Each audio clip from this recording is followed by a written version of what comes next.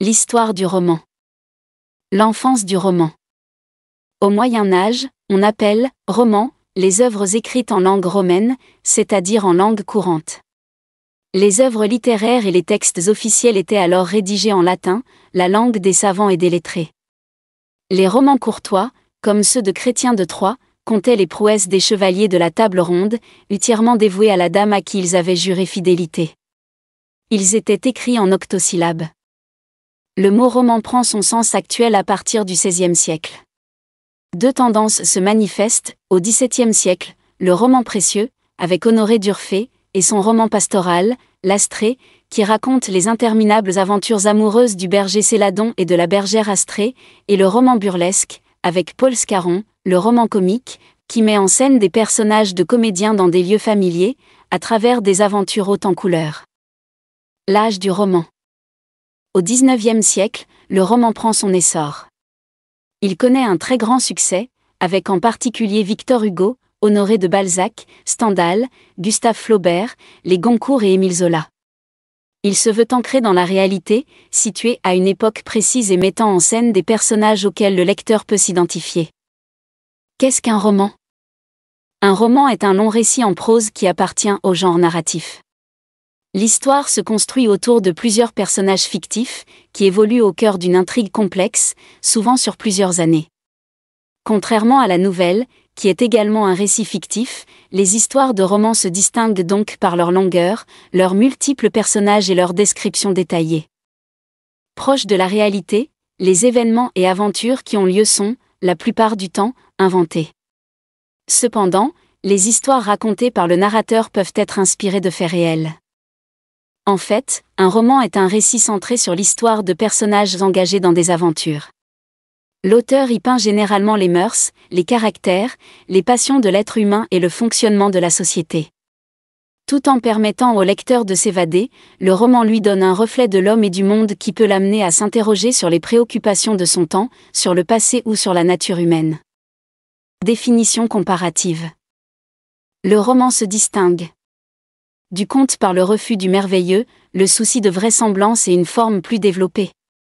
De la nouvelle par sa forme plus longue et l'inscription du récit dans la durée. De l'autobiographie par son côté fictif. Cependant, certains romans se rapprochent de l'autobiographie par les références importantes au vécu de l'auteur. Ces romans sont dits autobiographiques. Exemple, L'Enfant, de Jules Vallée. De la poésie par sa forme en prose. Toutefois, certains romans, dits poétiques, se rapprochent de la poésie par leur écriture lyrique, exemple, Nadja, de Breton. Du théâtre, dans la mesure où il n'est pas destiné à être mis en scène. Cependant, le roman dramatique au XIXe siècle se rapproche beaucoup du genre théâtral. Les critères essentiels du roman. Les éléments clés qui définissent un roman et contribuent à sa popularité sont nombreux. Voici quelques-uns des aspects clés qui définissent ce genre littéraire et expliquent pourquoi il reste populaire. 1. Diversité de sujets et de genres. Les romans couvrent une vaste gamme de sujets, de genres et de styles. Que ce soit la fiction historique, la science-fiction, le roman policier, la romance, le réalisme social, la fantasy, ou d'autres genres. Cette diversité permet aux romans de toucher un large public. 2. Exploration approfondie des personnages. Les romans offrent souvent une exploration approfondie des personnages, de leurs pensées, de leurs émotions et de leur évolution. Les lecteurs peuvent s'identifier aux personnages et se plonger dans leurs expériences, ce qui crée un lien émotionnel fort. 3. Narration complexe et intrigante. La structure narrative des romans permet aux auteurs de développer des intrigues complexes avec des rebondissements inattendus. Les lecteurs sont souvent tenus en haleine par l'anticipation de ce qui va se passer ensuite, ce qui rend la lecture captivante. 4. Réflexion sur la condition humaine. De nombreux romans explorent des thèmes universels et offrent une réflexion profonde sur la condition humaine, la société et les relations interpersonnelles. Cette dimension intellectuelle attire un lectorat intéressé par la compréhension et la remise en question de la vie quotidienne. 5. Flexibilité narrative. Les romans offrent une flexibilité narrative qui permet aux auteurs d'expérimenter avec la structure, le langage et le style. Cette liberté créative permet d'explorer de nouvelles façons de raconter des histoires et d'attirer un large éventail de lecteurs. 6. Évasion et divertissement. Les romans offrent au lecteur une évasion de la réalité quotidienne. Que ce soit à travers des mondes fantastiques, des époques historiques ou des aventures palpitantes, la lecture de romans permet de s'évader et de vivre des expériences différentes. 7. Adaptabilité aux changements culturels. Les romans ont la capacité de refléter et de s'adapter aux changements culturels. Ils peuvent aborder des problèmes contemporains, refléter les évolutions sociales et offrir des perspectives nouvelles, ce qui les rend pertinents à toutes les époques. 8. Accessibilité. Les romans sont généralement accessibles à un large public en raison de leur format en prose. Contrairement à certaines formes d'art plus spécialisées, la lecture d'un roman ne nécessite pas de compétences particulières et peut être appréciée par un large éventail de lecteurs. En somme, la richesse et la variété inhérentes au genre du roman, combinées à sa capacité à évoquer des émotions, à susciter la réflexion et à offrir une évasion, expliquent en grande partie pourquoi il reste un genre littéraire extrêmement populaire à travers les époques et les cultures. Les genres romanesques. 1. Le roman d'analyse.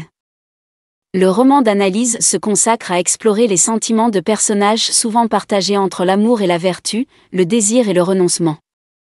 Dans un décor resserré, le roman d'analyse décrit leurs réactions devant une passion soudaine qui les déborde, un choix de vie difficile. Anxieux, tourmentés, les personnages interprètent les attitudes, les paroles, les regards des autres, ils s'analysent eux-mêmes, avec exigence et lucidité.